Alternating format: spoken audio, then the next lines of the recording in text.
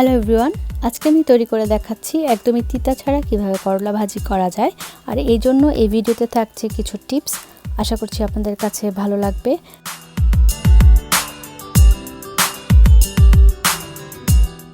করলা ভাজির জন্য আমি এখানে মিডিয়াম সাইজের 3টা করলা নিয়েছি আর এগুলোকে আমি কাটার আগে ধুয়ে নিয়েছি এবং এখানে আমি দুইভাবে করলা কেটে দেখাচ্ছি। প্রথমে আমি করলার বিচি সহ এইভাবে কেটে নিয়েছি। যতটা সম্ভব পাতলা করে কাটা যায় ততটাই ভালো হয়। এবার আমি দেখাচ্ছি করলার ভিতর থেকে বিচি বের করে কিভাবে করলাগুলো কেটে নেওয়া যায়। তো প্রথমে আমি 2 টুকরো করে কেটে নিয়েছি। এরপর আমি একটা চামচের সাহায্যে খুব সহজেই ভিতর থেকে বিচিগুলো বের করে নিব এবং করলাগুলোকে কেটে নিব।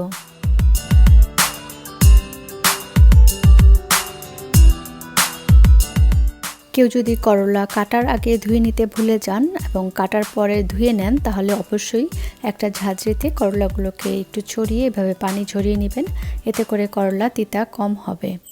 করলা ভাজিতে দেওয়ার জন্য আমি এখানে মিডিয়াম সাইজের একটা আলু কুচি করে কেটে নিয়েছি। করলার সঙ্গে আলু কুচি দিলেও করলাটা খেতে তিতা কম লাগে। তো প্রথমে আমি একটা ফ্রাই প্যানে তেল দিয়ে দিলাম আর এখানে দিয়ে দিচ্ছি বেশ খানিকটা পেঁয়াজ কুচি। এখানে প্রায় আধা কাপের মতো পেঁয়াজ কুচি হবে।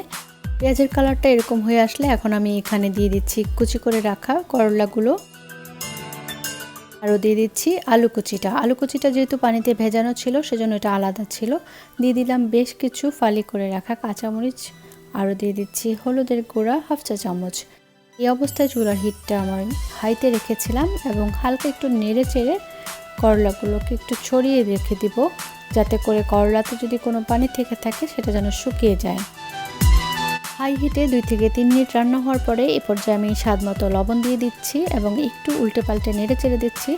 পর্যায়ে আমি চুলার হিটটা মিডিয়াম টু লোতে রেখে রান্না করব এই করলা আলু সিদ্ধ হওয়া পর্যন্ত। এই ভাজিটা করার সময় কোনোভাবেই ঢাকনা দিয়ে ঢেকে দেওয়া যাবে না, তাতে করেও কিন্তু এটা তিতা হয়ে যাওয়ার সম্ভাবনা থাকে।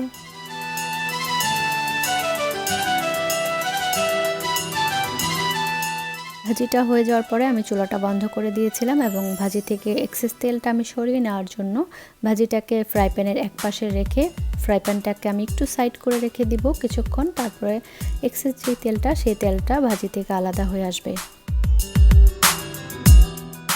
করলা ভাজি থেকে তেলটা আলাদা হয়ে যাওয়ার পরে আমি অন্য একটা পাত্রে করলা ভাজিটা তুলে নিয়েছি।